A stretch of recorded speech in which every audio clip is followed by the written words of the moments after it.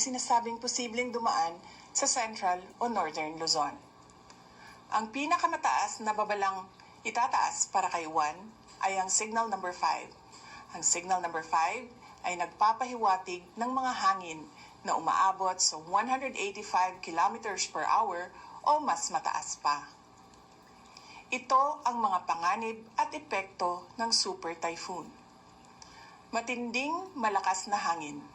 Ang ganito kalakas na hangin ay maaaring magpatumba ng mga puno, makasira ng mga bahay, lalo na ang mga luma o magagaan ang pagkakagawa, at magdulot ng pagkawala ng kuryente at komunikasyon. Pangalawa, malakas na ulan, pagbaha at pagguho ng lupa. Malakas na ulan ang inaasahan, lalo na sa gabi at sa araw ng paglapag ng bagyo.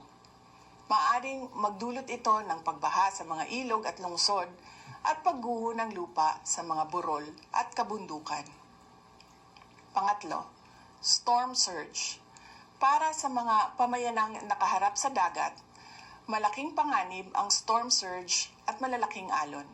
Ibig sabihin, ang tubig dagat ay maaring umabot sa loob ng kalupaan, magdulot ng pagbaha at pagguho ng dalampasigan. Pang-apat, mga epekto pagkatapos ng bagyo. Pagkawala ng kuryente, tubig at transportasyon.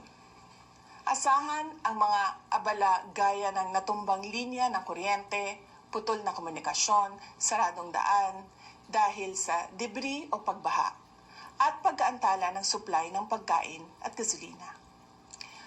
Ang mga serbisyo ng emergency at rescue ay maaring ma-overload o maantala. Ito naman ang mga paalala para sa ating kaligtasan. Una, maghandang lumikas. Kung ikaw ay nakatira sa mapanganib na lugar o high-risk area tulad ng baybaying dagat, madaling bahain o madaling gumuho ang lupa, maghanda sa paglikas kapag inutos na ng mga otoridad. Tandaan, ang maagang paglikas ay mahalaga sa kaligtasan. Pangalawa, siguraduhin ang ari-arian. Ilagay sa loob o itali ng maayos ang mga bagay na maaaring liparin ng hangin. Putulin ang mga sanga ng puno at siguraduhin nakasara ng maayos ang mga bintana at pinto. Pangatlo, maghanda ng mga supply at ilagay sa loob ng waterproof bag. Magtabi ng pagkain, tubig, gamot, baterya, flashlight para sa hindi bababa ng 3 araw. I-full charge ang mga cellphone at power bank. Pang-apat, iwasan ang pagbiyahe, lalo na pagkatapos tumama ng bagyo. Maaring sarado ang mga daan at kanselado ang mga biyahe. Delikado ang pagguho ng lupa at pagkahulog ng mga puno.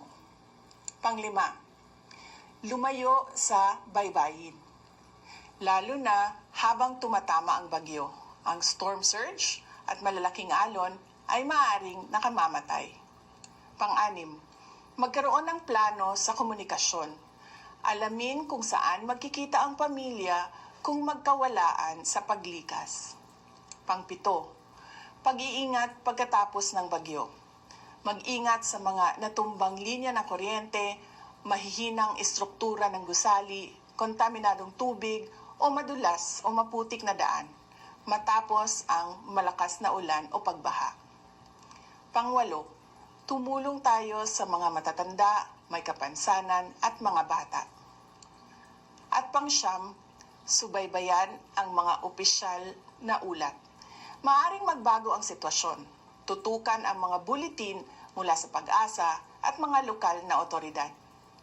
Maghanda tayo habang wala pa ang bagyo para mapanigurado ang kaligtasan ng bawat isa. Mas mabuti ng labis ang paghahanda kaysa walang kahandaan. Syukran.